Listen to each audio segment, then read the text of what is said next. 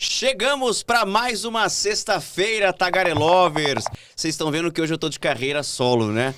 A Paloma não pôde vir hoje, mas vamos tocar o programa aqui sem ela mesmo, mas tentando fazer o melhor. Eu sei que ela que abrilhanta esse episódio, mas hoje vamos tocar o programa aqui sem a Paloma. E desde já, muito obrigado. Você que tá chegando hoje, você que já é nosso Tagarelover fiel, obrigado, viu? Se inscreva no nosso canal, não se esqueça de notificar aí, ou melhor, ativar as notificações para que você possa ficar por dentro das nossas novidades, os episódios, os cortes que a gente posta, enfim. Estamos também nas redes sociais, @podtagarelando no Instagram, no TikTok, e estamos também nas principais plataformas de áudio, para você que não gosta de ver podcast, mas curte muito ouvir, seja na academia, seja indo para o trabalho, onde quer que você esteja. Então, seja sempre muito bem-vindo e obrigado pela sua audiência. Aproveitar para começar a mandar os nossos abraços, um abraço mais do que especial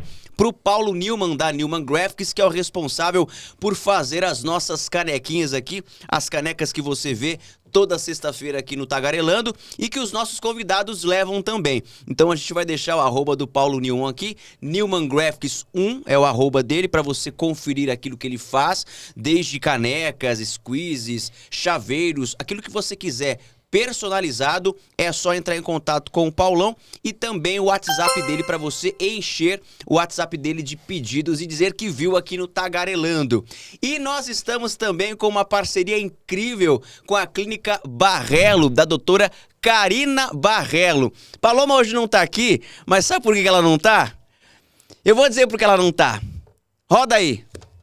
Olha quem tá aqui comigo hoje. Oi. A Pam veio se cuidar também, né, Pam? Claro, só o Lucas pode? Não, né, disso. gente? Vamos cuidar também. Vamos. A gente vai fazer uns procedimentos na Pam. Ela tem um pouquinho de assimetria no rosto, porque ela teve um lado que ela teve paralisia. Então, com os procedimentos estéticos, a gente vai diminuir essas assimetrias com botox, tá? No lado que não paralisou, para poder diminuir. E também vamos fazer um preenchimento labial aí, né, Pam? Valorizar essa boquinha, realçar o formato, a hidratação, melhorar o aspecto aqui dessas ruguinhas. Então vamos realçar essa beleza. Exatamente. Já é linda, só vai realçar. E quem quiser, vem aonde, doutora? Estamos aqui na região do Morumbi, São Paulo, na Zona Sul, a maior clínica de harmonização facial da região. Ou seja, venham, só venham, porque o resultado vai estar aí, ó, pra vocês verem. Isso aí. É, a gata quer ficar ainda mais gata. Em breve, uma nova dupla de apresentadores aqui. A gente não vai nem precisar usar filtro nas fotos do Instagram mesmo, porque a doutora Karina Barrelo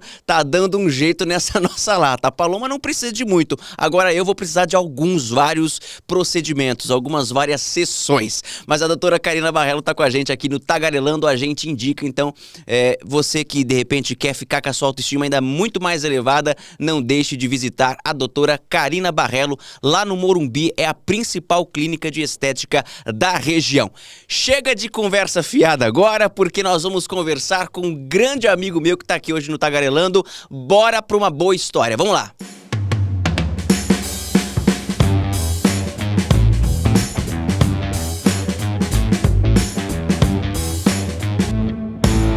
Bom, o convidado de hoje é comunicador, é jornalista, foi repórter de TV, é apresentador, ele comanda as madrugadas informativas do SBT, tá à frente do SBT News e, como eu disse no começo, é um grande amigo meu, então hoje é um papo de compadre aqui.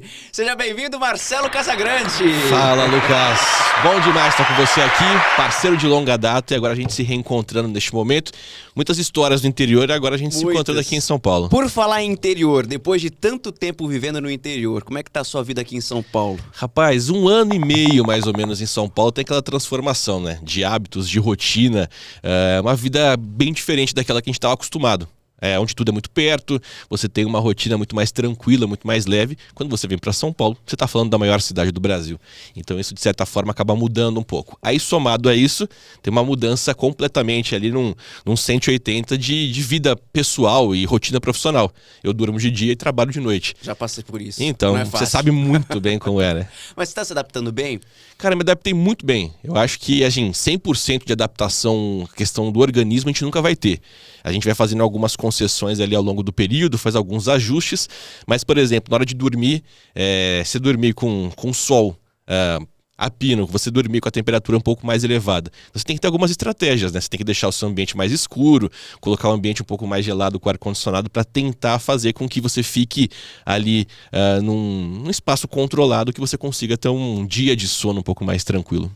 Tem gente que percebe essas mudanças no humor, na saúde. Você ficou com receio disso? Porque eu me lembro que quando eu comecei a trabalhar de madrugada, fiquei preocupado com isso justamente por conta disso que você está falando. Porque você tem que fazer algumas mudanças, algumas adaptações. Eu ia dormir por volta de umas 5 da tarde, então tava aquele solzão danado. No condomínio, a molecada torando o pau lá no playground, brincando na quadra. E eu falei, você não consegue, por mais que você tenha esse hábito ou tente mudar os hábitos, não é a mesma qualidade de sono, né? Sim. E essa foi uma dificuldade. Eu não tive problema de saúde nem nada, mas eu me sentia às vezes um pouco mais irritado. Tinha também a questão de que você não conseguia tocar a tua vida pessoal. Às vezes, tem um evento para ir numa sexta-feira à noite, eu já não vou, né? Aí quando você vai sair no fim de semana, eu já tava naquela fase de ter que dormir à tarde, senão eu não aguentava o rolê à noite. Exatamente isso, não tem jeito, né? O detalhe é assim, eu moro num lugar que eu tenho uma obra, uma construção de um prédio colado ao meu prédio. Deve ser maravilhoso. Não, você imagina que dormir 2 da tarde com o pau torando ali na obra. Você tem uma construção de uma estação do metrô a 50 metros. Então assim, é um barulho bem agradável. A sorte que eu durmo bem, tenho esse hábito de conseguir dormir muito fácil, mas você tem que se reprogramar. Eu acho que se você começar a olhar muito pro lado ruim da coisa, não consigo dormir, o horário é ruim, minha alimentação alterou, você não consegue viver. Então tenta observar ali, extrair o que tem de melhor nessa sua rotina, o porquê que você tá ali, tem um objetivo, no meu caso, um objetivo profissional, e deixar de lado um pouco esses pormenores, digamos assim.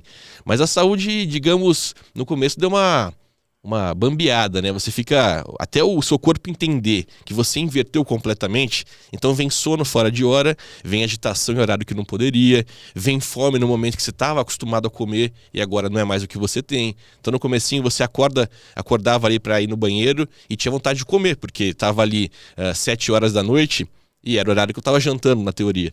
Mas depois a gente vai se adaptando. Acho que o ser humano é muito adaptável a tudo, né? Até a essas adversidades, essas mudanças que a vida nos impõe. Mas tá valendo super a pena, né? Muito. Como é que tá sendo pra você? Tá comandando um jornal em rede nacional. Numa época, Marcelo, da televisão que as madrugadas, elas são realmente muito disputadas. As Sim. madrugadas, elas são muito assistidas, principalmente na maior cidade do país. Como é que tá sendo pra você essa experiência? Cara, eu vim para uma proposta, então eu vim no primeiro momento não para apresentar, para comandar o programa. A gente veio para participar da edição do nosso SBT News. E isso foi sendo tudo muito natural. Então, algumas participações começaram a ser feitas ali, um suporte com notícias de economia, que é uma coisa que eu gosto, que me interessa, algum suporte ali com notícias factuais, policiais, e com o tempo aquilo foi crescendo. Então, o Fernando, que era meu parceiro inicial ali do programa, ele foi me dando bastante espaço também, foi muito generoso comigo, então isso é muito importante num processo da televisão, você sabe tão bem quanto eu, assim, que é importante você ter parceiros e aliados no meio do caminho. E aí depois, num determinado momento, ele falou, olha, não é pra mim, eu tenho outros projetos. A emissora tinha projetos pra ele em Brasília, que ele era um cara muito alinhado com política, um cara que já respirava muito o contexto de Brasília. Ele falou, olha, vou voltar para Brasília e tocar o projeto digital. Até porque o nosso projeto do SBT News na TV é um projeto multiplataformas. Então ele não é um telejornal convencional.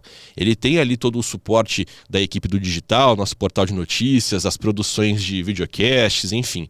Então é uma forma de você trazer o digital para a TV e levar a TV para o digital.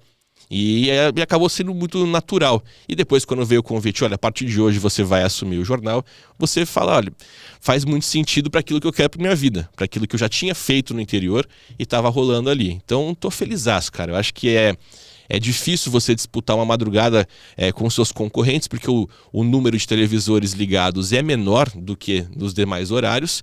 Então, quando você tem uma audiência naquele horário, quer dizer, tem muita gente te assistindo. Daqueles que estão acordados, seja para o trabalho, seja porque a rotina é invertida, seja porque estão esperando um voo para ir viajar, seja porque realmente tem insônia, enfim, aquele público, ou quem levanta mais cedo para ir para o trabalho, aquele público que está com você realmente acaba se tornando um público fiel. É por isso que eu falo que as madrugadas estão mais disputadas porque você percebe essa tendência em todas as emissoras. Agora nós temos jornais ao longo da madrugada. Você se lembra que antigamente os jornais, as emissoras começavam os seus jornais 6 da manhã. Sim.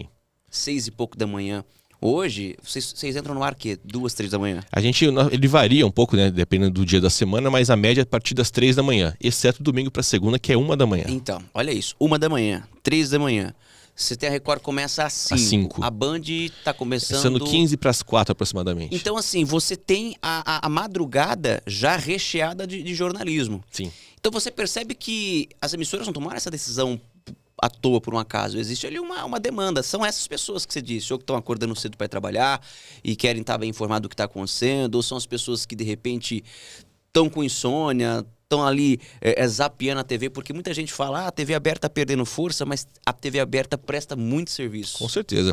Eu acho que a gente fala que a TV aberta, os números comprovam que não, né? Quando a gente pega os dados mensais ali que trazem o consumo de mídia no Brasil, você vê, obviamente, que tem um consumo grande em rede social, em outras plataformas digitais, mas ainda a TV aberta ela é o principal produto. Eu não vou lembrar o número exato agora, mas se eu não me engano, no estudo mais recente, referente ao mês de fevereiro, acho que 75% estava na TV, enquanto 25% daquele consumo que é medido estava em outras mídias. Então você tem uma proporção lá de cada 10 pessoas, 7 estão na televisão. Então você falar que a TV acabou, que a TV já não tem mais o mesmo peso, é um engano. E tem um detalhe, né? A gente vive numa bolha do eixo sul-sudeste, numa bolha em que todo mundo tem acesso a uma internet de qualidade, a que todo mundo consegue ter um pacote de dados amplo no celular. Mas se você pegar e olhar para o Brasil como um todo, com todas as suas diferenças culturais e também de acesso a serviço de qualidade, você vai ver que a história não é bem essa, né? Tem uns fundões aí que você não tem uma tecnologia tão boa quanto aqui, tão apurada, tão disponível, né? Exatamente. E se você parar para pensar, algumas regiões do Brasil, as regiões mais carentes, muita gente não tem acesso nem à televisão. Exato. O rádio é o companheiro, né? Exatamente. E muito se falou de que o rádio acabaria, de que o rádio perderia força. E olha só, hoje a gente vê que o rádio, ele se readaptou, ele se adequou. Hoje a gente assiste rádio, né? Uhum. Hoje nós temos... O que a gente faz aqui no podcast me lembra muito essa questão de rádio. Eu acho que isso aqui é uma estrutura de rádio, mas a gente está sendo gravado por câmeras. E é o que as rádios estão fazendo. Da mesma forma, a TV, dizer que a TV acabou, dizer que a TV pode estar... Eu não acho que esteja perdendo força, mas evidentemente que num passado não tão distante, a televisão tinha muito mais força, porque você não tinha essas concorrências aí de streaming, você tem hoje rede social, mas é um grande companheiro das pessoas. A gente não pode dizer que está perdendo força, porque é uma importância muito grande a televisão aberta ainda, né? A TV eu acho que está passando por um processo de transformação, assim como passou o rádio em algum momento, e assim como também está passando as plataformas de streaming estão passando nesse momento. Se você observar, a gente teve um boom com Netflix pioneiro, enfim, depois várias outras plataformas começaram a surgir, algumas não deram conta de produzir a demanda que as pessoas querem, e aquela hoje você vai conseguir fazer ali, você vai ter assinatura de quantas plataformas? Netflix, você vai ter Max, você vai ter Paramount, enfim, são várias possibilidades, só que você vai de 30 a 30, 50 a 50, 20 a 20, a hora que você vai ver, você está gastando R$400 com streaming por mês. Então, assim, isso também não é acessível para todos. Já a TV brasileira, a TV aberta não. A TV aberta brasileira é acesso gratuito para todo mundo. E isso ajuda muito, né? E a TV tem tentado também se readaptar, trazendo, inclusive, algumas linguagens e algumas características da internet. Você acabou de dizer que o próprio SBT News é um jornal que está abrangendo a televisão aberta, mas também tem um conteúdo digital. Vocês, ao longo do programa, trazem muitas características da internet, que é inclusive para poder dar acesso às pessoas, mas também atrair esse público para a televisão. Eu acho que é uma troca, né? Não é? Até porque a gente tem, por exemplo, o nosso jornal sendo transmitido no YouTube. Então aquela pessoa que não está diante de uma televisão tem aquele consumo em movimento. Então é o cara que está acompanhando a gente em deslocamento para o trabalho, aquela pessoa que está acompanhando a gente em algum momento em movimento. Então isso a internet permite que a gente leve a notícia, leve a informação, leve o conteúdo onde a pessoa possa estar. E o mesmo é o oposto, né? A pessoa que está lá talvez não tenha acesso ou não tenha o hábito de acompanhar um conteúdo sob demanda na internet, ela consegue ter a possibilidade de conhecer aquele conteúdo e conseguir talvez entender uma linguagem que tira um pouco daquela máscara que se tinha antigamente na televisão, né? Todo mundo achava que o telejornal era uma coisa muito quadrada, muito robusta, e como foi durante muito tempo. Mas agora a linguagem é outra, né? É muito mais conversada, é muito mais explicativa, enfim, é uma forma de talvez até um papo com quem está do outro lado. Pelo menos essa é a meta, ou esse é o formato que muita gente busca e tenta fazer todos os dias, né? O que mudou para você, ou qual que é a principal diferença de apresentar um jornal no interior de São Paulo e apresentar um jornal na capital? Cara, primeiro acho que é a proximidade com as pessoas. Quando você está apresentando um jornal no interior, as pessoas se sentem muito próximas do apresentador, enfim, do comunicador que está ali. Então, assim, é você sair na rua, a pessoa vem comentar uma notícia X ou Y que você comentou naquele dia. Ou é pedir uma ajuda para um problema do bairro dela. Então, assim, é uma coisa muito mais de proximidade. Você tem ali um contato muito direto com o seu telespectador, como que fosse o seu cliente final. Como não deixa de ser. É o cara que está consumindo ali o seu produto. Então, essa proximidade acho que é o primeiro ponto. Segundo, o tipo de conteúdo. Quando você vai conversar para um telejornal regional do interior de São Paulo, você está conversando com a realidade muito perto daquela pessoa. Então ela quer saber exatamente se o posto de saúde do bairro dela vai ter vacina X ou Y, se vai ter um mutirão de limpeza em determinada região, ou se aquele crime que ela ficou sabendo que teve no bairro dela, você vai trazer os detalhes sobre ele. Então esse é um formato de jornal do interior que dá muito certo. Até porque cada vez mais as emissoras estão abrindo espaço para a programação local, que é uma forma de aproximar.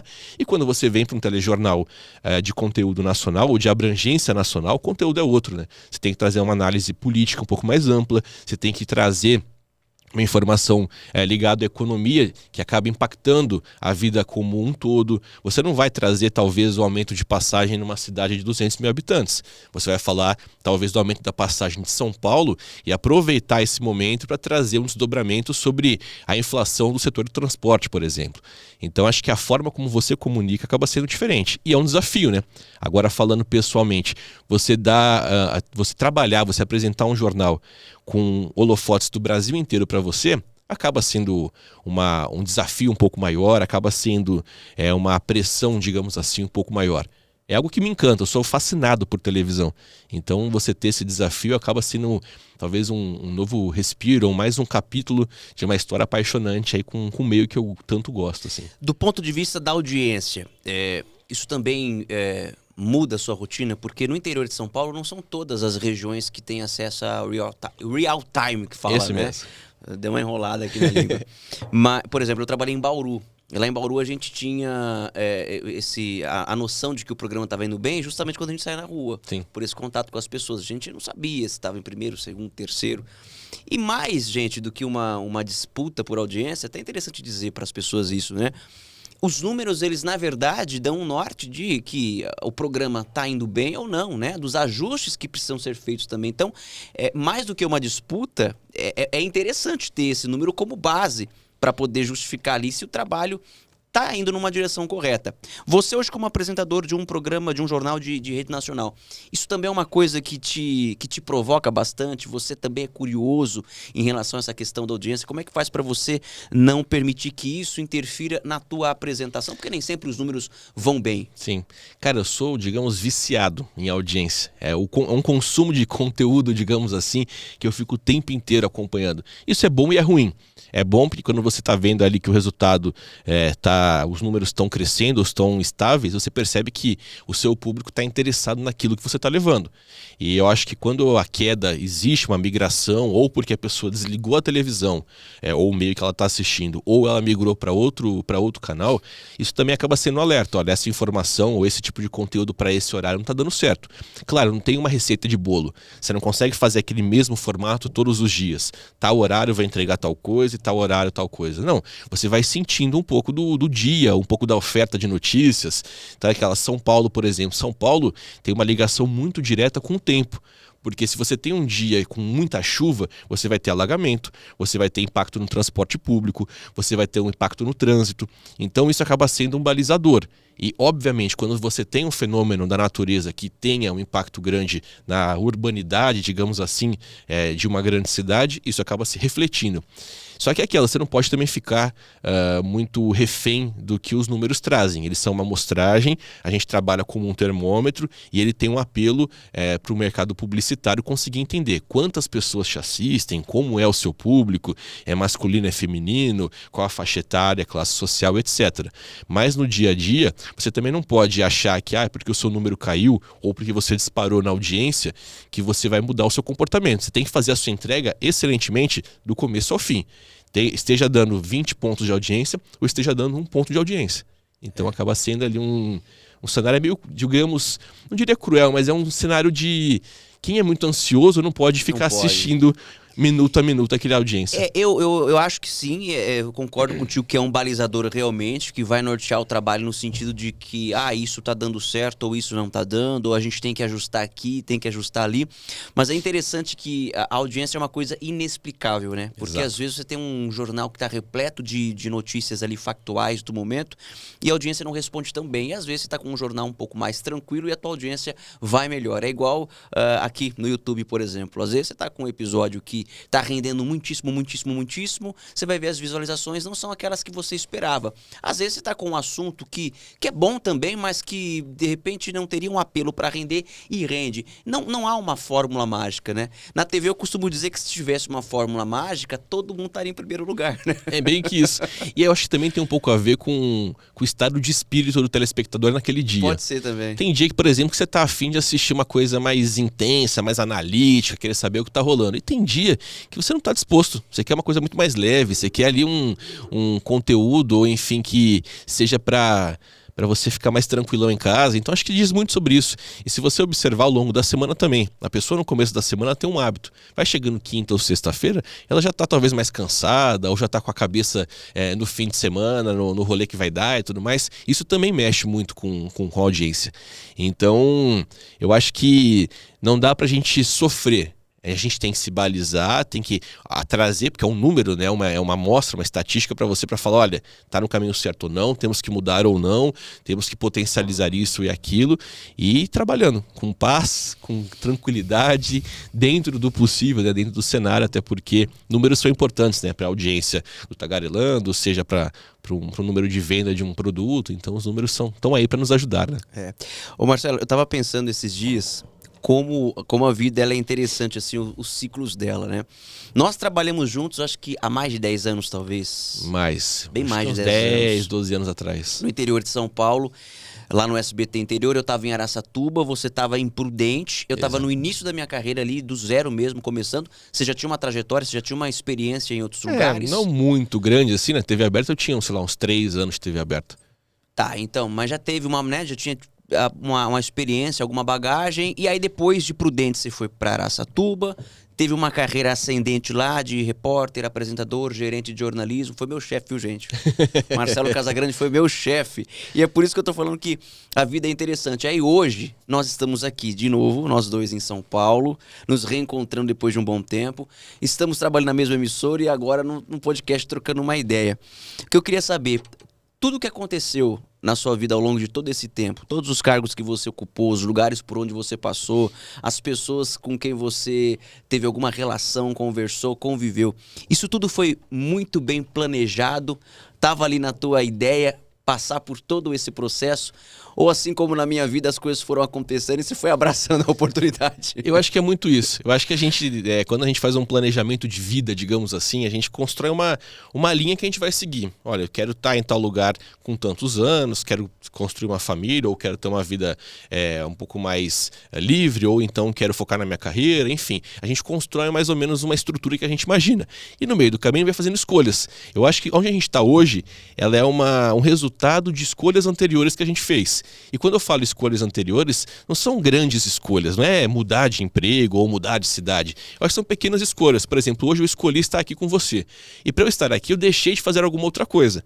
Então, isso também no dia a dia, na nossa vida. Então é quando assim, você decide numa rotina do dia a dia e entrar numa discussão, por exemplo, com um colega de trabalho, ou então realmente escolher uma pauta que você brigar um pouco mais por aquela pauta. E conforme você vai construindo a sua rotina, o seu dia a dia, vai fazendo relações e etc., você vai desenvolvendo o seu caminho. Por exemplo, quando eu fui para o interior de São Paulo, eu sou de Campinas, que também é interior, obviamente, mas eu digo, quando eu fui para o fundão do nosso estado, eu tinha em mente que eu ficaria 1 ano lá. Então eu falei, olha, eu vou ficar 1 ano lá, talvez ter ali um pouco de absorver um pouco de conteúdo, um pouco de aprender com pessoas que estavam lá. Depois de 1 ano eu volto para Campinas e vou talvez construir minha carreira a partir daqui. Eu fiquei quase 12 anos no interior. Então, assim, é muito louco isso, né? Porque você, se você for pensar como presidente prudente, fica mais tempo ainda. Mas quando você começa a perceber que você não é você não tem as rédeas da sua vida como você gostaria de ter, e as coisas vão acontecendo, e você tem que estar preparado para isso, né? Eu costumo dizer o seguinte, isso para tudo na minha vida. Nós não somos, nós estamos. Então, assim, você e eu somos jornalistas. Isso ninguém tira da gente. A gente optou por isso, fez uma capacitação, a gente estudou para isso. Somos jornalistas e executamos uma função de jornalista. Nós estamos alguma coisa. Eu estive apresentador do interior, eu estive num cargo de gestão. Hoje estou apresentando um telejornal. Você esteve em outros projetos e hoje está em um novo projeto como repórter. Amanhã a gente não sabe. Pode ser que amanhã você esteja apresentador, pode ser que amanhã você esteja tocando somente o podcast, pode ser que você dê uma guinada na sua vida, abandone a comunicação e vá talvez vender coco na praia. Então, assim, a gente, quando começa a perceber que nós não temos o poder de decidir tudo na nossa vida, eu acho que tudo fica muito mais leve e a vida vai te levando, você vai construindo e vai encontrando momentos bons e ruins. E claro, a gente é um somatório de conquistas, erros e acertos, né? Eu só tinha uma única certeza, que eu queria ser jornalista. Essa era a única certeza que eu tinha. Eu tinha, evidentemente, ali algumas coisas que eu sonhava, que eu pensava, mas eram sonhos que eu dizia, são sonhos pequenos, mas são os meus. Então, quando eu comecei a fazer jornalismo, eu não pensava em sair de Araçatuba, não pensava em sair do interior, eu não pensava nem em trabalhar em televisão antes, assim, de iniciar, inclusive, a faculdade. Eu sempre conto essa história, eu achava que eu faria rádio, faria jornal, porque eu sempre fui muito atrelado a esses meios. E aí surgiu a chance de virar estagiário lá no SBT, e dali eu falei, eu acho que eu levo o jeito pra isso. Aí fui tendo a oportunidade de fazer reportagem, o negócio foi crescendo, e ao longo do trajeto, ao longo do percurso, é que eu fui aumentando os meus sonhos. Então é interessante isso, porque tem gente que consegue estabelecer metas do tipo assim, aos 30 e poucos anos eu quero estar em tal lugar. E o cara trabalha e chega, porque eu acho que é super possível, né, você chegar onde você quer, pelo esforço, pela luta e tudo mais. Mas é interessante que as coisas vão acontecendo e a gente vai perdendo medo ao longo do caminho. Total. Eu sempre tive medo de sair de Araçatuba. Eu sempre tive medo de desbravar, de descobrir o mundo. E hoje eu estou em São Paulo. Quando eu cheguei aqui, me disseram assim, se você ficar 3 meses em São Paulo, não voltar. Em 3 meses você não volta mais. E lá se vão, acho que 5 anos já. E não voltou. E não pretende voltar. Não tá na minha ideia voltar hoje. Não é doido isso? É muito doido. Até porque a gente começa a entender que as oportunidades vão surgindo para quem está disposto para que elas aconteçam, né? Isso. Por isso que eu falo que eu não...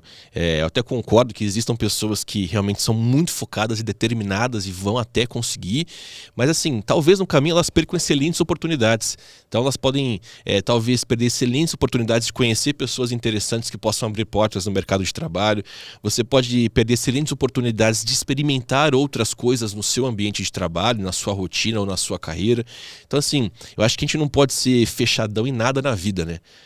E quando você tem essa certeza, eu acho que tudo fica um pouco mais leve. Então assim, novos sonhos vão surgindo, como você falou. Talvez os sonhos que eu tinha 15 anos atrás não sejam mais os mesmos. Talvez eles foram mudando, ou foram deixando de existir, ou foram realizados de fato. Por exemplo, estar aqui em São Paulo hoje apresentando um telejornal para todo o Brasil é uma realização de um sonho. Você já queria vir para São Paulo? Meu sonho sempre foi apresentar um jornal em rede nacional. Sempre foi? Sempre. Eu era molequinho, sei lá, eu tinha... não vou lembrar exatamente, mas sei lá, 7, 8 anos, um ambiente completamente offline, né? Você tinha um computador que praticamente não acessava a internet, você não vai lembrar porque você é muito mais novo que eu, mas você tinha só a internet discada durante a madrugada. Muito mais novo não, por favor. Quantos anos você tem? Tô com quase 36. 36, que eu tenho 32. Então, mas a gente tem uma diferença, pô, em 4 anos muita coisa acontece. É um mandato só. Mas eu tinha o hábito assim, morava em Campinas e tal, e minha mãe teve que trabalhar muito cedo fora, porque meus pais se separaram e tal. Então assim, eu era um moleque que eu não podia brincar na rua, para não causar uma insegurança muito grande com a minha mãe que estava trabalhando durante o dia. Então era assim, por um período ali da minha infância, eu fiquei meio recluso, digamos assim, dentro do meu prédio, do meu apartamento. E eu sempre gostei de televisão, cara. Eu assistia, o SBT tinha uns boletins, chamava SBT Notícias Breves. Então inclusive a Cristina Rocha apresentou por uma época, A e tantos outros Nicolau nomes. esteve aqui, apresentou também. Exato, assim, são várias gerações de jornalistas que apresentaram boletins informativos, curtos, tal, meio manchetado, trazendo os assuntos de momento. E em alguns momentos que eu não tinha autorização para ir brincar no prédio ou ir pra rua brincar, eu falava, putz, acho que eu vou ser apresentador de televisão. Então eu brincava sozinho no meu interior, acho que nunca contei isso pra ninguém, mas eu brincava comigo mesmo de apresentar o SBT Notícias Breves. Então assim, é uma coisa muito louca. E quando você fala, olha, 30 anos quase se passaram e hoje você tá executando aquilo que você brincava ou aquilo que você imaginava, sonhava. Então isso é bom demais. Eu brincava de rádio. Por isso que eu sempre achei que faria rádio. Meu irmão, minha mãe sabem. Eu gravava aquelas fita cassete que chama, aquelas pequenininhas de gravador mesmo. É cassete também. Não, que cassete? chama? Cassete, é Eu acho pequenininha. que sim, aquelas pequenininhas. Eu ouvia muito Jovem Pan, que era notícia o tempo todo. Eu gravava as reportagens dos programas e depois eu pegava um horário que era meu, na minha cabeça o horário era meu, e eu ia soltando aquilo e anunciando, minha mãe limpando a casa, eu lendo o jornal, e às vezes pegava até meu irmão, o Daniel, obrigava ele a ser meu operador de áudio ali. Então eu brincava de rádio. Então pra mim seria aquilo, né? Eu gostava de televisão, mas eu nunca me imaginei trabalhando em TV.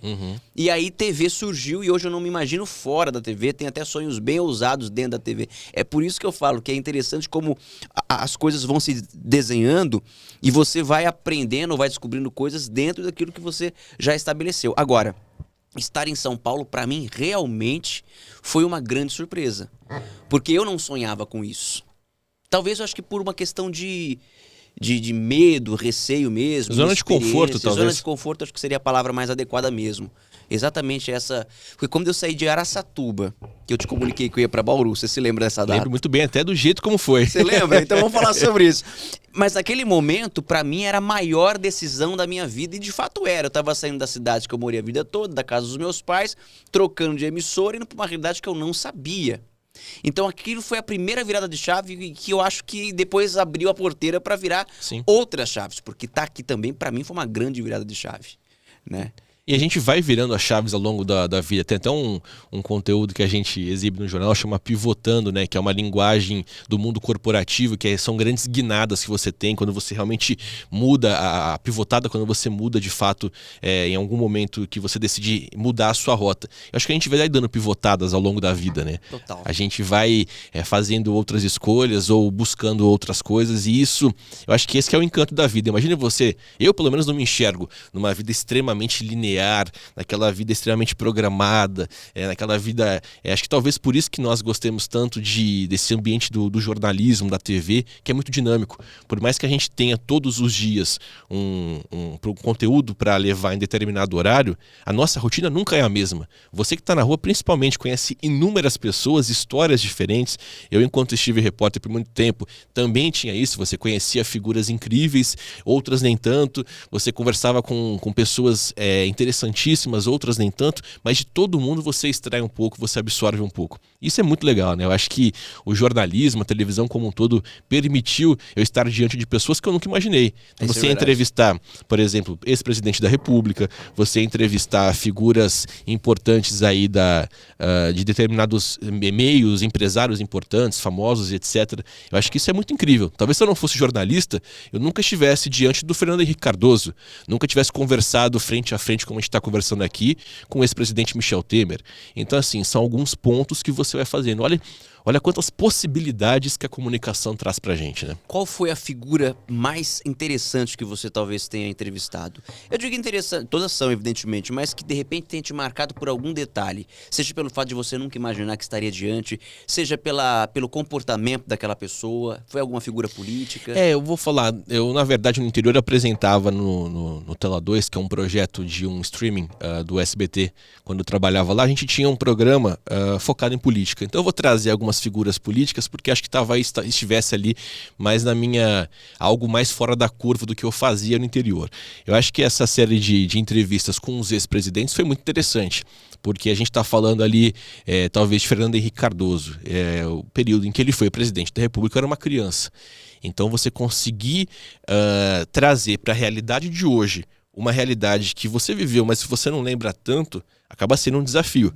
Então, assim, você conseguir traduzir para o público de hoje, talvez um público que estava acompanhando pela internet, um público que nem nascido era, mas talvez se interesse pela política, e você conversar com algumas figuras é algo interessantíssimo. Você tem, por exemplo, um Fernando Henrique, um cara inteligentíssimo, uma figura, independentemente de ideologia política, se concorda ou não com a figura dele, mas ele foi um presidente da República. Então, assim, a autoridade máxima do cenário de um país.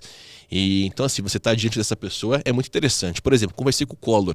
Collor foi um presidente extremamente polêmico, digamos assim, por tudo que ele representou para um momento ali da sociedade brasileira, e por todos os detalhes e por todos os obstáculos que ele enfrentou, ou que ele foi colocado, ou que ele se colocou.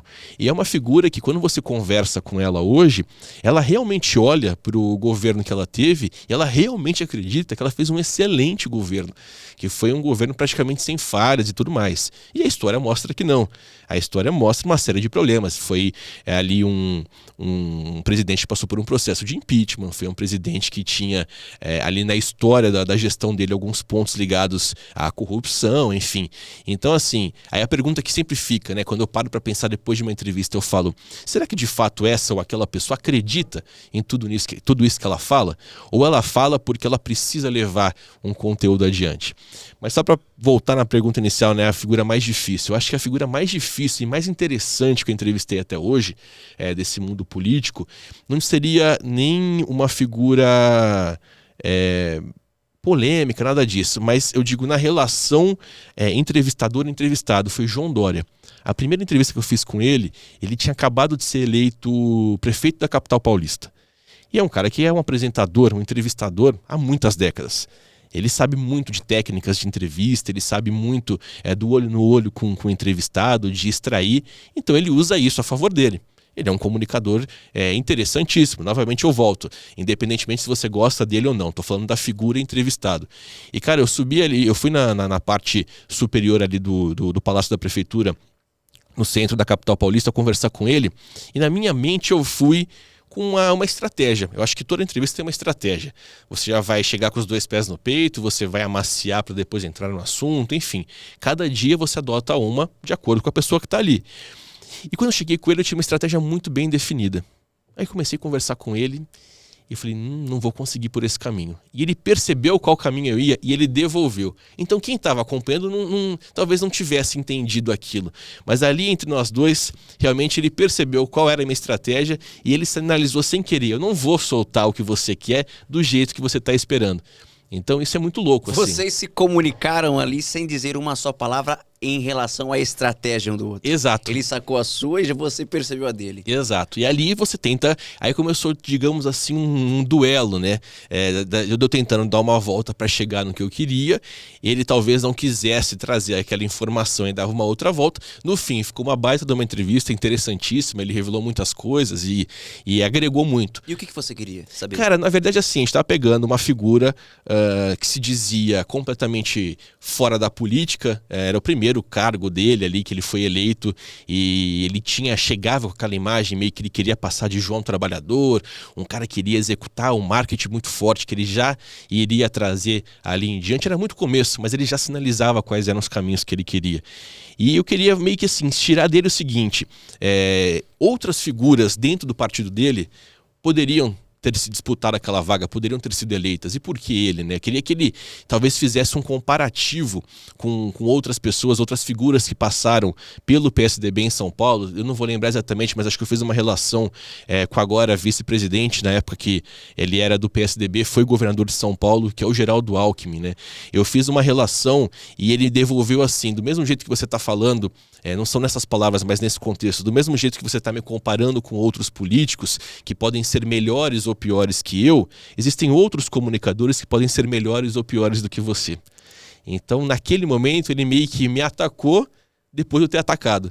Então, ficou ali uma troca que cada um meio que delimitou o seu espaço, meio de respeito, obviamente, mas a gente conseguiu ali ter abertura. Depois disso, entrevistei ele em outras situações, enquanto governador, ou depois até mesmo recentemente, a convite da Rede Vida, ele já não estando mais na política. Então isso é muito louco. E o trato com ele, como é que foi? Ou o trato dele com você, assim? Ele me parece, eu nunca tive a oportunidade de entrevistar o Dória, mas me parece uma pessoa extremamente polida, centrada, educada. Esse é o trato mesmo, assim, nos bastidores? Exatamente. Ele é um cara extremamente focado no que ele quer ou no que ele tem para dizer, mas é um cara extremamente educado. Até para ele dar uma volta, até para ele devolver alguma coisa, algum ataque, enfim, para pares mesmo, para pares políticos, é uma figura que é respeitosa. Então acho que pelo menos ele tenta passar essa ideia, essa imagem, um cara muito... É uma figura interessante, um empresário interessante de acompanhar e uma figura política, enquanto esteve na política, interessante de comunicar, né? Novamente eu bato nessa tecla, a pessoa gostando ou não da figura Sim. dele. Foi um governador polêmico em algumas decisões que ele tomou durante a pandemia, mas foi muito importante para ter trazido a vacina, por exemplo. Mas foi extremamente criticado por ter feito ali o fechamento do comércio. Foi um prefeito da capital que foi muito criticado em alguns momentos porque estava priorizando algumas coisas, talvez da elite paulistana, e deixando de lado parte da periferia. Foi um prefeito, em alguns momentos, que foi polêmico por ser extremamente marqueteiro, né? Então ele se fantasiava, né? Na verdade, ele pegava a roupa de um gari, se vestia como um gari para poder falar de alguma operação de limpeza. Depois ele usava uma roupa de algum outro órgão da prefeitura para fazer aquilo, sempre com holofote. Então, isso acho que torna uma figura pública interessante e tantas outras, né, que a gente vai descobrindo ao longo da vida. A tua análise sobre o Dória, já que você teve várias ocasiões, em várias ocasiões você teve a oportunidade de entrevistá-lo, de conversar com ele. E agora uma análise como jornalista mesmo e como alguém que trata de política no dia a dia, inclusive do teu jornal ali. Você acredita que a carreira política dele poderia ter sido diferente, não fossem as decisões que ele tomou? Por exemplo, não cumprir o mandato na prefeitura de São Paulo porque queria ser governador. E quando ganhou para governador, já estava pensando na presidência da República, porque isso é inegável. Depois, nas relações, nas alianças que foram feitas ao longo do período. Até hoje, existe uma impressão de que ele acabou apunhalando o Geraldo Alckmin, que foi quem o apresentou, talvez, para a vida pública do ponto de vista de disputar uma eleição Dentro do PSDB. dentro do PSDB. Enfim, todas essas pontuações polêmicas, você acha que foi o que acabou fazendo com que o Dória saísse, pelo menos momentaneamente, da vida pública? Eu acho que é mais ou menos o que a gente falou no comecinho do bate-papo. A vida é feita de escolhas. Ele foi escolhendo trajetórias no meio do caminho. Ele entrou em brigas políticas dentro do partido que talvez, se ele não tivesse entrado naquele momento, a vez dele chegaria. Ele fez algumas disputas com adversários políticos dele, com opositores, que talvez, se ele não tivesse entrado ou tivesse entrado de outra forma, o resultado seria outro. Eu acho que, na verdade, não sei nem se essa é a palavra, mas ele meio que cavou o atual momento político dele, ou seja, estar fora da política. Ele foi fazendo escolhas no meio do caminho, talvez por uma sede um pouco muito grande, uma sede ao pote de querer ser presidente da República. Desde o começo era isso. Desde quando ele entrou na prefeitura de São Paulo, o foco dele era ser presidente da República. Talvez ele não fale isso abertamente, mas os interlocutores que estão ali ao redor dele sabem disso. É uma estratégia muito clara que ele tinha. Ele precisava passar por etapas, porque ele não poderia começar de uma vida de empresário sem conhecimento algum de gestão pública, assumir o comando do país. O eleitorado não ia aceitar esse discurso, talvez o mercado pudesse falar, ok, é uma figura que nós queremos, mas para uma eleição existir não é só o mercado que comanda, tem que ter o voto do eleitor, o voto do povo. Então, eu acho que ele... assim, tem um ponto, né? Ele queria muito isso, talvez nem por dinheiro. Ele queria pela fama, ele queria pelo prestígio, pelo poder, por ter decisões, porque é um cara muito rico, né? É um empresário muito rico. Então, se você falar que é um cara... Claro, não estou aqui para advogar em nome dele, nem posso por isso, não conheço suficientemente para isso. Mas analisando, para ele pesava muito mais querer ter o poder do que de fato ter acesso a outros detalhes ali da vida pública. Então, para ele até abriu mão de salário, É. foi um mote também. sim, né, fazia parte do marketing dele, né? Falando, olha, eu sou um cara que estou a favor da população. Não preciso disso Não pra preciso do viver. dinheiro, E tantos outros fazem isso, né? Tem algumas figuras que começaram a fazer. Acho que a gente pegar ali dos anos 2010 para frente, muitas lideranças políticas meio que quiseram falar, eu tô rompendo a barreira da política, eu não sou um político tradicional e tudo mais. Então Dória fez, ele tentou fazer uma carreira meteórica e de fato foi meteórica e caiu muito rápido. Então ele cresceu muito rápido, foi eleito prefeito da capital muito rápido, depois foi eleito governador de São Paulo e marcando talvez agora o momento do fim do PSDB, né? O PSDB perdeu muito a força, tentaram dar um ar de jovialidade agora, trazendo Eduardo Leite como presidente, tentando trazer um pouco de uma nova roupagem para o partido, mas é um partido rachado. E assim continua. E tantas outras legendas, a gente vê a União Brasil agora, atualmente, também com brigas pela liderança do partido, e tantas outras legendas aí que existem no Brasil, até porque a gente tem uma prateleira gigantesca. Imensa. Não, gigante. São mais de 30 partidos Mais de 30 políticos. partidos. Aí você fala, existem 30 visões de Brasil diferentes? Não existem. Existe. Né? Existem partidos que, inclusive, eu não consigo definir qual é o mote ali. Acho que nem eles. São aqueles partidos de legenda de aluguel, né? Os caras existem para em determinado momento eles serem convidados a somar ou compor uma chapa, né? E acontece muito de fusões entre partidos, né? Um tradicional junta com outro e vira uma sigla nova. Eu não sei se é para dar esse ar de jovialidade, de renovação política, mas por trás os mesmos figurões, os mesmos caciques de sempre, né? Não muda, né? E quando você fala, vamos ter uma transformação na política, um novo partido... Na verdade, a gente sabe que isso é balela, né? Se a gente for observar aí desde a redemocratização do Brasil, quais grandes transformações os políticos, ou quais grandes nomes de lideranças políticas novas que surgiram. A gente não fala assim um volume muito expressivo, âmbito nacional. São mais do mesmo, né? São aqueles coronéis de algumas regiões do país que continuam se perpetuando no poder, ou então são as novas gerações daquele coronelismo, né? São os filhos ou os netos que entram para a política, e isso em todas as esferas, seja na direita, na esquerda, no centro, e é uma realidade talvez que o sistema político brasileiro permita que isso aconteça. A forma como os políticos são eleitos faz com que eles se perpetuem no poder ou que eles tragam ali sucessores, digamos assim, extremamente alinhados com eles, né? Eu acho que o sistema político não permite hoje a terceira via, que eu acredito que seria uma oxigenação para a política. Tanto que o próprio eleitor não enxerga na terceira via uma possibilidade, né? O próprio eleitor acredita, e hoje nós estamos nessa de esquerda e direita, você tem que ter um lado. Uhum. Você tem que ser de esquerda, tem que ser de direita. Você fazer uma crítica à esquerda te coloca diante do senso comum como um direitista ou como um bolsonarista. E se você faz o contrário, você é um lulista, né? Comunista. Um comunista. Então você não tem ali meio que um equilíbrio, né? E na verdade eu acho que é o que falta para a política no Brasil é essa terceira via, mas uma terceira via de fato, que você possa ter elementos da esquerda, que você possa ter elementos da direita, porque você não precisa ser extremamente um ou extremamente outro. Você pode ter, eu acredito, Marcelo, você pode ser alinhado a uma forma de pensamento, mas você pode estar aberto a conhecer um novo argumento. Eu não acho que você tenha que ser 110% uma coisa só. Sim. Eu acho que a gente viveu, na verdade, a polarização na política sempre existiu. Se a gente pegar desde a redemocratização, momentos de polarização existiram. Só que a forma como está nessa coisa Lula-Bolsonaro, né, que foi feita nos últimos anos, essa polarização que a rede social ajudou muito.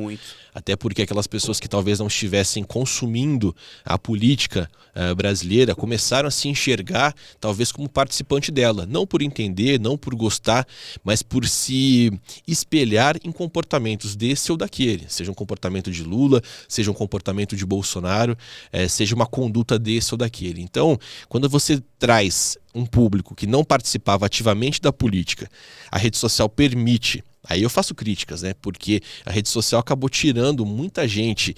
O que você tem de analista político, analista econômico, até analista de futebol, enfim, que as pessoas tiveram voz, É fundamental que todo mundo tenha voz.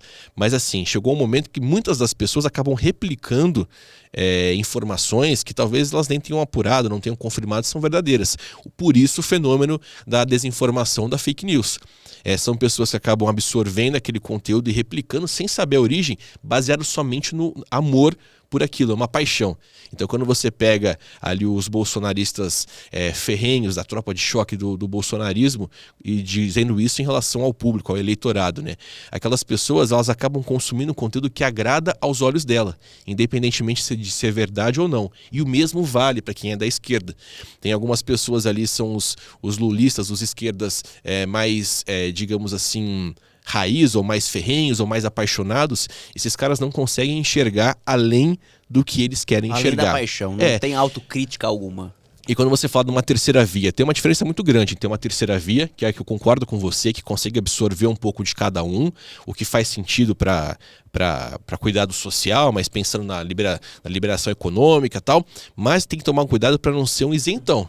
Porque a terceira via corre um risco de querer ficar em cima do muro num determinado jeito, que realmente apenas para tentar pegar aquele público que não quer um nem outro. Sim. E o que seria o centrão na teoria deveria ter um papel de absorver um pouco disso, e não é, né? É porque política é decisão, de fato. Política é decisão, você tem que ter um lado, você tem que ter ali uma linha de raciocínio, mas eu acredito que está faltando hoje no Brasil algo que possa unir esses dois polos. Porque a gente está numa divisão que eu não sei se haverá, num curto prazo, ali uma definição para isso, enquanto não surgirem novas figuras. Para romper, talvez, com esse momento. Com isso. Eu sinceramente acredito que o Lula e o Bolsonaro, que foram os candidatos os mais bem colocados, e o Lula, no caso, eleito presidente da República, eu acho que são duas figuras que em nada trazem novidade para o cenário político. Nenhuma. Então eu acredito que esteja faltando no Brasil hoje uma novidade nesse aspecto, assim. Alguém que as pessoas possam realmente gostar, mas não da figura para torná-la um herói, mas a visão de estadista. Mas aí eu acho que o erro do brasileiro, a gente tem uma mania de querer um herói. A gente tem uma mania de querer um salvador da pátria.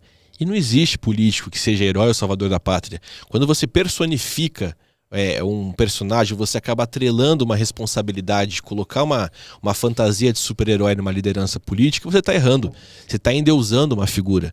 E isso vale para aqueles que endeusam Bolsonaro, ou chamando de mito, ou aqueles que endeusam Lula, trazendo um cenário como se ele fosse a figura mais importante de todo o cenário político. Então as pessoas têm que parar de endeusar. Elas têm que escolher a figura de acordo com o plano de governo, com a visão de Brasil, como esse ou aquele candidato enxerga o futuro do nosso país, como ele vai ser visto internacionalmente, ou localmente, ou regionalmente.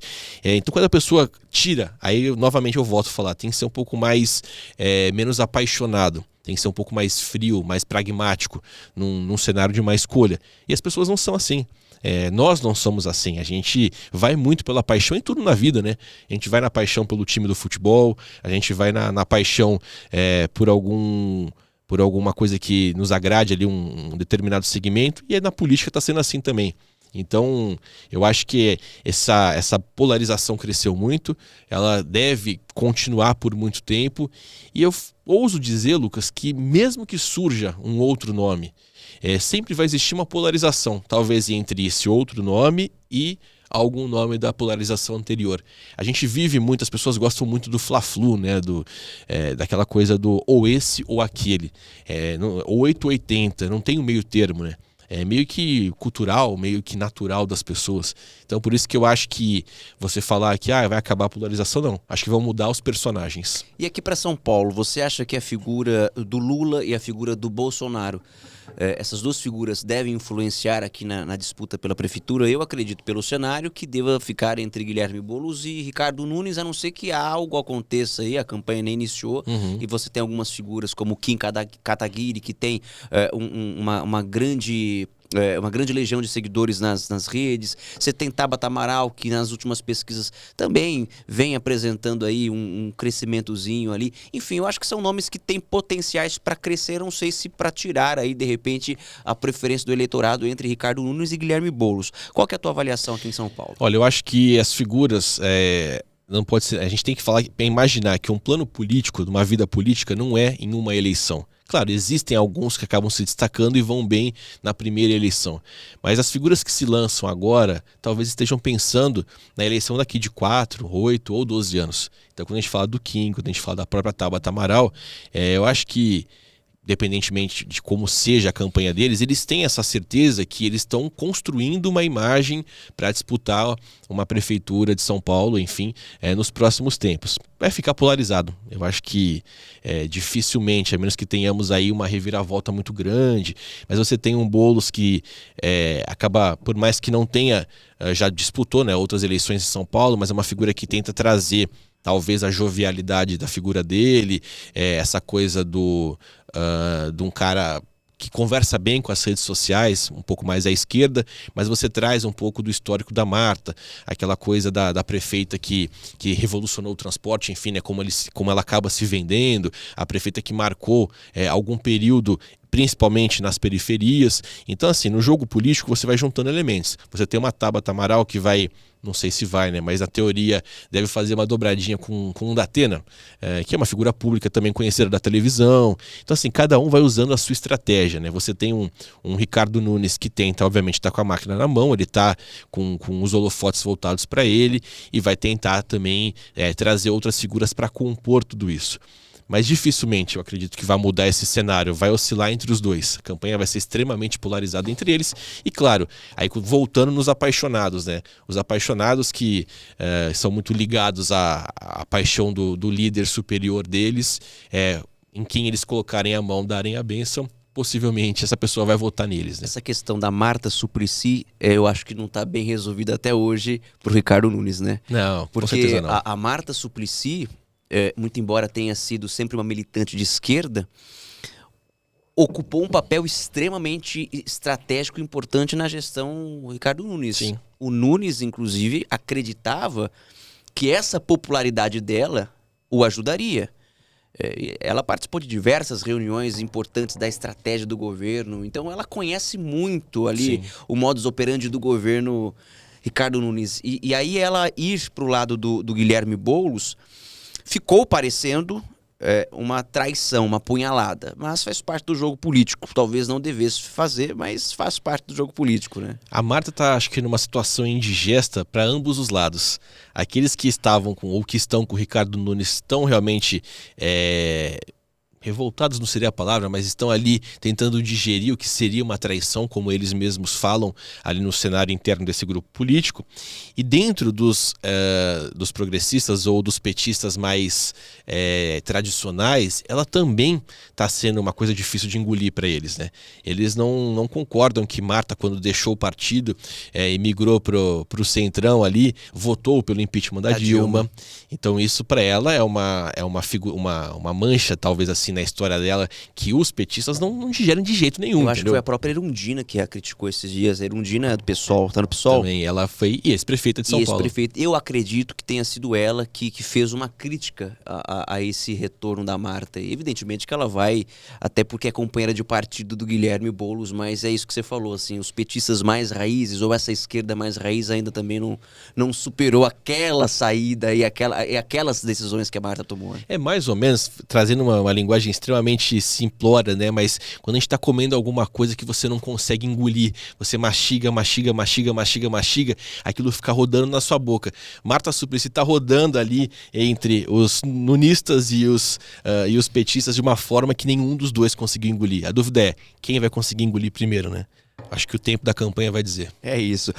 Bom, Casa, a gente já tá chegando ao fim do programa. Que papo legal, hein? Papo político, papo cabeça, papo de vida. Mas antes da gente encerrar, né? Eu falei pra você, bom, você se lembra daquele dia que eu falei pra você que eu estava saindo do SBT lá de Araçatuba, indo pra Bauru. O Casagrande era meu gerente, gente, na época. Você falou, eu me lembro exatamente do dia e do momento. O que é que você lembra daquela data? Cara, foi muito doido, a gente teve uma conversa de mais de 3 horas em pé num corredor, falando sobre carreira, sobre possibilidades, sobre o que você esperava pra sua vida, ou o que você esperava da emissora pra sua carreira e tal. Tivemos um longo papo, bem transparente, bem direto, bem sem filtros ali, e eu acho que... E depois eu não vou lembrar exatamente, mas num período muito curto você veio com a decisão. Então assim, a imagem que eu tenho do nosso papo, encostado numa porta de uma ilha de edição, falando até... já tinha terminado ali o expediente, a gente continuou falando sobre carreira por um período, ela é muito visual, assim, eu consigo desenhar muito bem aquele papo que a gente teve. E depois, o momento que você falou, olha, realmente tive uma oportunidade, tive um momento de receber uma proposta e agora eu tô indo embora. Uma pergunta que eu nunca te fiz, vou te fazer agora. Quando a gente conversou lá atrás e você queria saber o que eu poderia ofertar, o que a emissora poderia ofertar para você, a proposta já tinha existido ou não? Eu acho que já. Foi muito rápido a sua decisão depois. Eu acho que não. Você acha que não? Porque, na verdade, eu não vou lembrar. Eu me lembro dessa nossa conversa, mas eu acredito que não, a proposta ainda não tinha acontecido, porque a proposta também foi muito rápida. Porque era uma coisa que eu não estava esperando. Eu estava numa sessão da Câmara de Araçatuba, trabalhando, cobrindo ali a sessão, quando eu recebi a primeira mensagem do tipo, olha, tem uma oportunidade aqui na Record de Bauru. O que você acha? Foi ali naquele momento. Então, eu acho que esse nosso papo já tinha acontecido. A proposta que surgiu de Bauru realmente me surpreendeu. Porque, como eu te falei, eu sempre tive tanto medo de sair da zona de conforto que eu não estava procurando nada. Talvez era uma inquietude. Era uma inquietude, mas na minha cabeça eu ficaria lá em Araçatuba o tempo todo. E talvez, cara, se eu não tivesse saído, eu estava lá até hoje. Né? Porque eu acho que eu era um bom funcionário no sentido de não dar trabalho para que eu fosse demitido, a não ser que tivesse um corte necessário. Sim. Mas por indisciplina, eu acredito que não. Então, eu acho que não. Eu acho que não. Acho que não tinha acontecido a proposta, não. Acho que foi coincidência, porque até eu fiquei surpreso quando surgiu a... Fiquei 3 dias sem dormir antes de tomar a decisão. Toda vez que alguém chegava para conversar comigo, que você não foi diferente, eu sempre adotei, enquanto gestor, uma coisa de... E sempre, por mais que você falasse, olha, você gosta muito do funcionário, enfim, do seu parceiro, do seu colega de trabalho, nunca tentar fazer com que ele não vá. Eu acho que a pessoa, quando ela chega com a decisão diante de um chefe dela, falando, olha, estou propenso aí, eu entendo que ela já fez a escolha dela. E você entrar num leilão, não, vou dobrar o seu salário, não, fazer uma contraproposta, tal.